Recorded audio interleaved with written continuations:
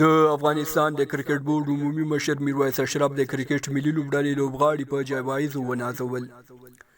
د فری هټ یوټیوب چینل خوږو لیدونکو السلام علیکم. ستړي مشئ، تمه ده چې روغ او جوړ به اوسئ. خوږو لیدونکو که تر اوسه مو زموږ یوټیوب چینل نه وي سبسکرایب کړی، هیله ده زموږ یوټیوب چینل سبسکرایب کړئ، د زنګولې نښان وشرنګوئ، اول انتخاب کړئ چې تر څو تر نورو وړاندې زموږ هره نوې ویډیو تر تاسو ضرور رسیږي. د افغانستان د کرکټ بورډ عمومي مشر میرویس اشرف د کرکټ ملي لوبډلې لوبغاړي په جوایزو ونازول.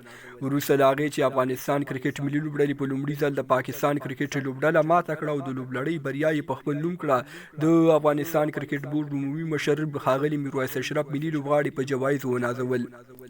نوموړي اعلان وکړ چې د پاکستان په وړاندې د لوبېدونکو 15 کسیزې لوبډلې هر غړي ته به یو آیفون موبایل او $3000 جایزه ورکړل شي.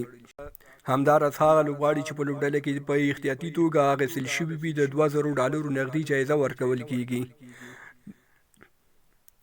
دا لومړی ځل دی چې افغان لوبغاړو د پاکستان لوبډله په کومه لوبلړۍ کې ماته کړله.